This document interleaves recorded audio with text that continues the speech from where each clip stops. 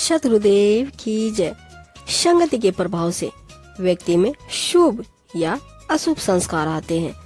यह प्रभाव जीवन के प्रत्येक क्षेत्र, चाहे वो सामाजिक हो या आध्यात्मिक, संगति का रंग अवश्य बिखेरता है।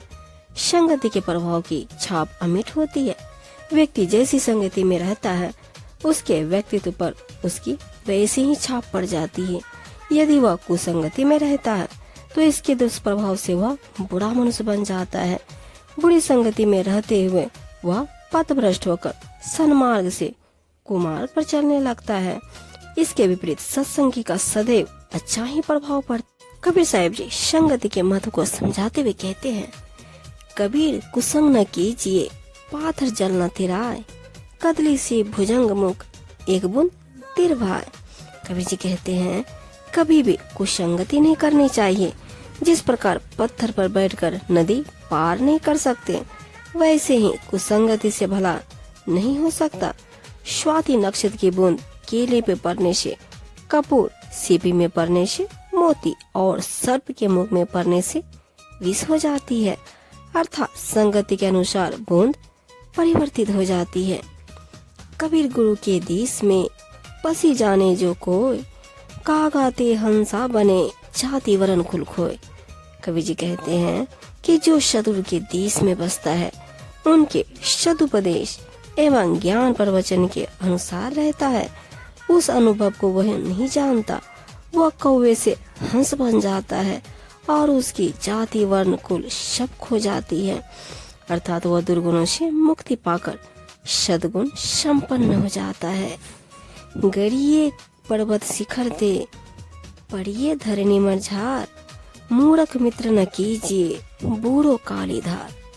कहते हैं, चाहे पर्वत शिखर से गिर पड़ो, यह मर जाना भी अच्छा है, और धरती फट जाए उसमें समा जाना भी अच्छा है।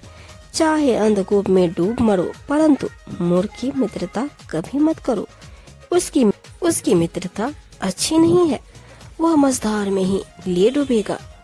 कबीर संगत साधु की कभी न निष्फल जाए, जो पे बोवे भूनि के फूले फूले अघाए। कबीर जी कहते हैं, साधु की सत्संगति कभी भी निष्फल नहीं जाती। उसका कुछ न कुछ अच्छा प्रभाव अवश्य पड़ता है। इसमें ऐसा रहस्य है, यदि बीज भूनकर भी बोए तो भी खेती खूब फलती फूलती है। अर्थात भूनकर या पकाकर जिस प्रकार से साधु संतों को खिलाया जाता है, उसके पुण्य की ही प्राप्ति होती है। अतः सेवा भक्ति दान की खेती फलदायी होती है। ऊंचे कुल कह जन्मिया, करनी ऊंच न होय, कनक कलश मद सो भरा, साधु निंदा सोय। केवल ऊंचे कुल परिवार में जन्म लेने से कोई बड़ा नहीं हो जाता, जब तक उसकी करनी अच्छी न हो।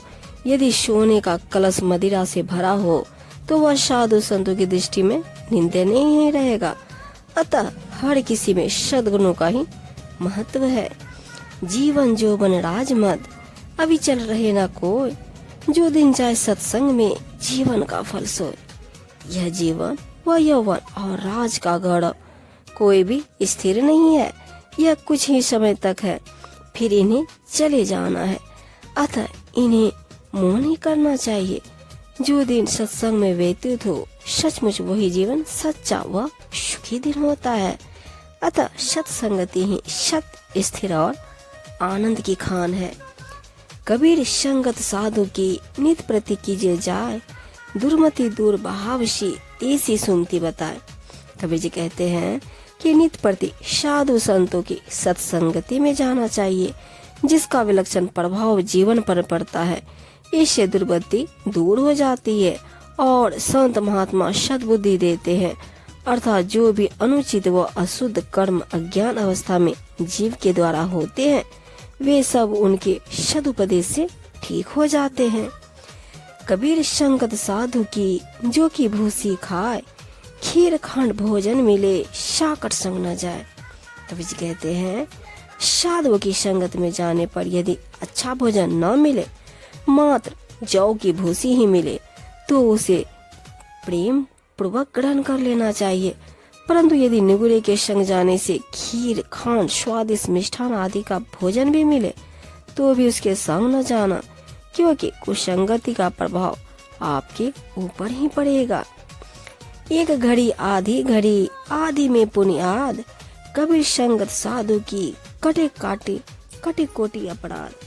कबीर जी कहते हैं चाहे एक घड़ी हो, चाहे आधी घड़ी हो, और चाहे आधी से भी आधी अर्थात चौथाई घड़ी ही क्यों ना हो, साधु संतों की सत्संग अवश्य करनी चाहिए। इससे करोड़ों अनजाने अपराध भी नष्ट हो जाते हैं। कबीर संगत साधु की जो गंधे की वास, जो कुछ गंधे दे नहीं तो भी वास सुवास। कबीर जी कहते हैं साधु की संगति इत्र बेचने वाले उस गंधी के समान है, जो हमें चाहे इत्र न दे परंतु उसके पास जाने से सुगंध अवश्य मिलती है।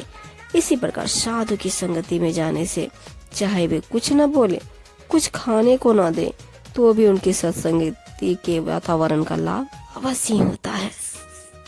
ज्ञानी को ज्ञानी मिले रस की लूटम लूट, ज्ञानी अज्ञानी मिले होवे माथा कोट। जब ज्ञानी से ज्ञानी मिलता है तो उनके ज्ञान की चर्चा से सत्संग में सुधा रस बरसता है, उसे पूरी तरह छक लो, लूट लो। परंतु जब ज्ञानी से अज्ञानी मिलता है तो वहाँ झगड़ा होने की आशंका बनी ही रहती है, अर्थात वहाँ पर उल्टा सीधा तर्क वितर्क होता ही है और केवल माथापच्ची ही होगी।